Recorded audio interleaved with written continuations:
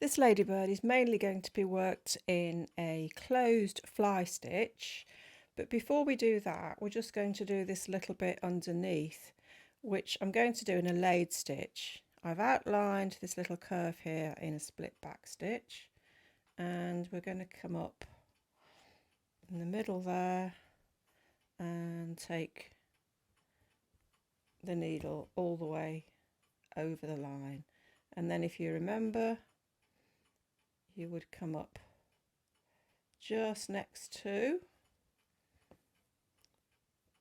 and take the needle down,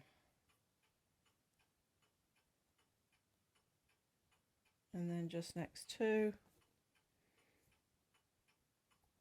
and take it down. And we're doing this bit first because it's supposed to be underneath, so the sort of wings go as if they're on top. And so we're going backwards and forwards, so you're not taking the thread all the way around the back.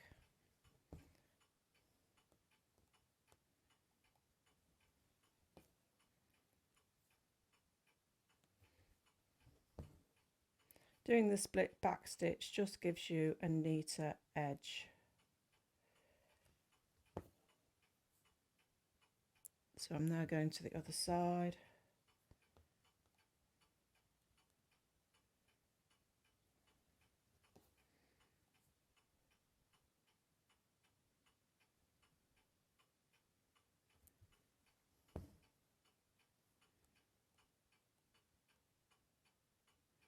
Don't worry if you do the odd satin stitch, it is difficult to remember sometimes. That'll do, I think.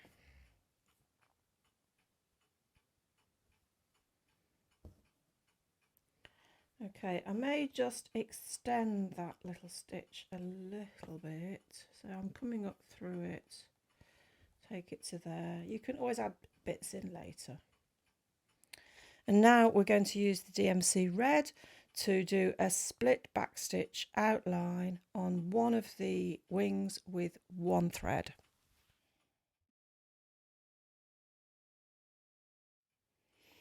I should have said previously that these stems here, technically speaking, we should have done beforehand, but I've left them because it gives you options in terms of how your ladybird turns out. First of all, you might decide you don't want to put anything in the background. You might decide to put some flowers instead, or you might change where you put your stalks dependent on how the ladybird looks. So we're going to cheat and do it afterwards. I've actually outlined now both wings in split back stitch with one strand because I'd got my thread handy. And we're going to use a closed fly stitch on the wings. We did an open fly stitch on the inside of the orangey yellowy butterfly. This one is closed because the stitches lie together. I've drawn a line to guide me down the centre of each wing here, and I'm using 2 strands now of the red DMC. Extract them individually and put them back together and it'll lie flatter. I'm going to take a stitch down, which is going to be no more than about 1/4 of an inch down the line, which is less than you'd probably normally do for a closed fly stitch. But if we do it any further down, we stand the chance of not covering all the shape. In fact, we may not do that anyway. We'll see how we go. So let's come up to the left on top outside of your split back stitch, and then go down on the right again outside, immediately next to that first stitch, and then come up on the line through the loop just below, immediately below that first stitch. And now you're going to take a stitch down into the fabric to anchor it, and now come up outside the line on the left and go down outside the split back stitch on the right, come up through the loop and anchor it. When you did the closed fly stitch, you took a stitch down, but we're now going straight down so that the stitches lie next to each other. So left and right, up through the loop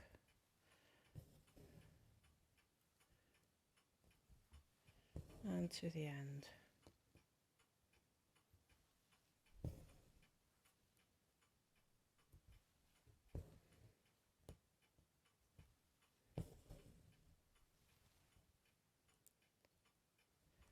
If you're left-handed, the only difference is that you'll come up on the right first and then go down on the left.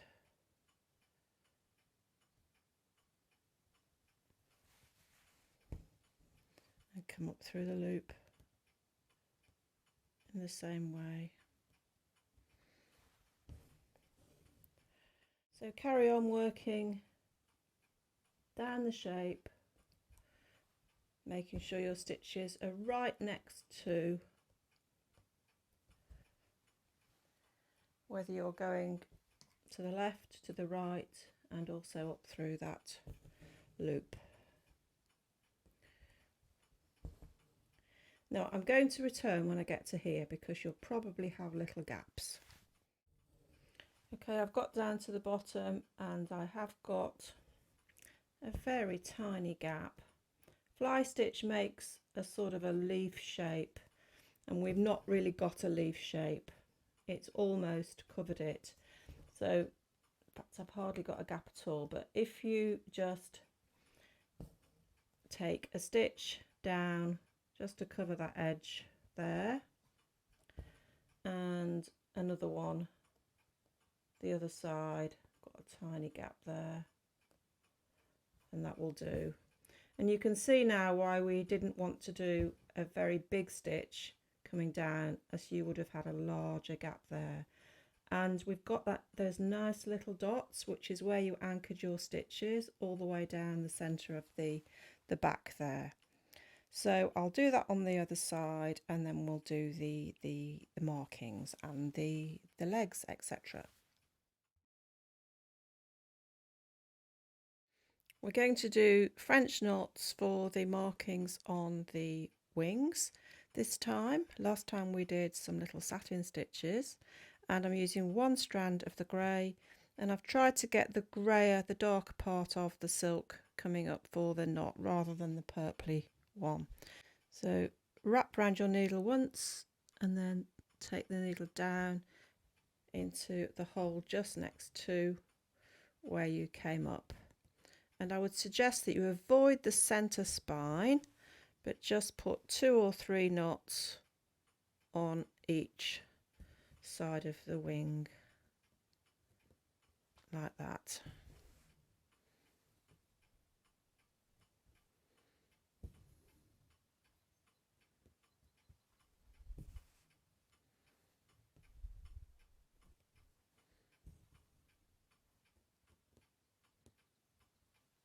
Down there. And then do the other side in exactly the same way. And now we're going to do the head, which is going to be outlined in split back stitch. So while I've got the thread,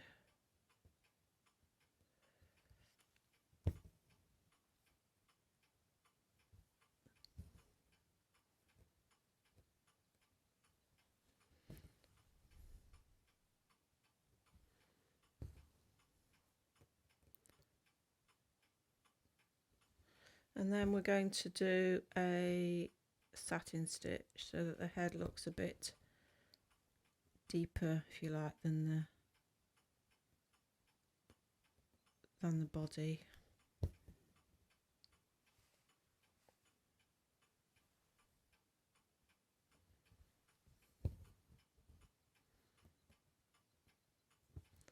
So just go over and over a few times on each side. Always start in the middle of the shape.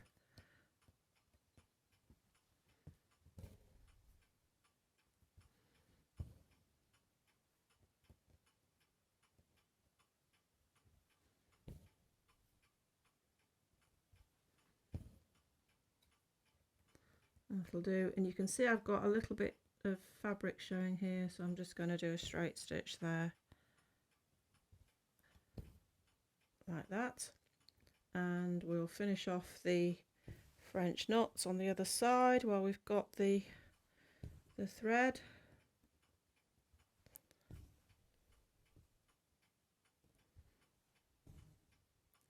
Try not to make the knots disappear too much into the red. That top one's disappearing a little bit, so don't pull them too tight so that they lie nicely on top. I'm not overthinking this too much in terms of where they go.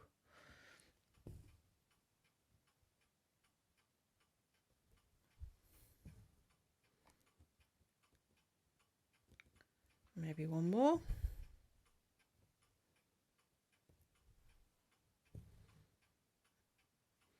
There we are.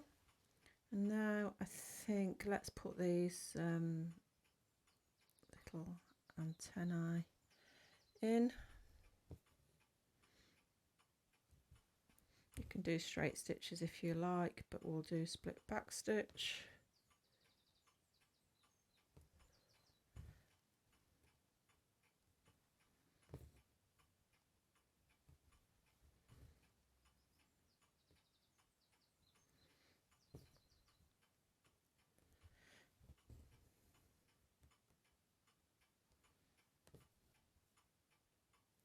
And now I think it's decision time as to whether or not you want to have some background, and whether you want to move the stems or leave them as they are. Entirely up to you. So I'm going to do the stems now before the legs, because some of them will go across it, or this side anyway, and we're going to use stem stitch in the the greeny red thread, which is the FS01.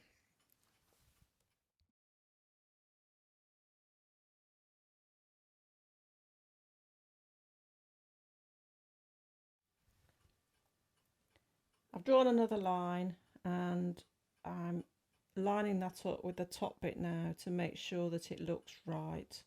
And I've also made sure that a contrasting colour is at the bottom. There's a bit of bluey colour in this thread, and I don't want that against the grey, because I want it to look as if it's a branch and not part of, or a piece of grass, not part of the insect.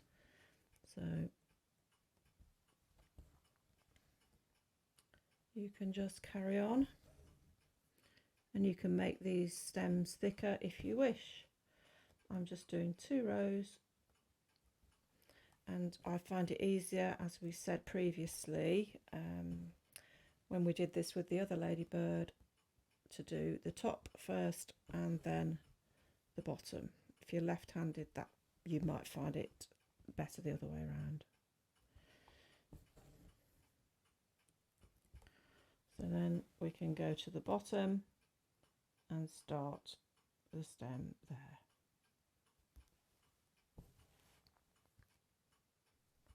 So I'm going to do exactly the same thing on this stem, and finally we're going to put these last 3 legs in here. So they don't actually go over the stem, but they might do, so I do them at the end.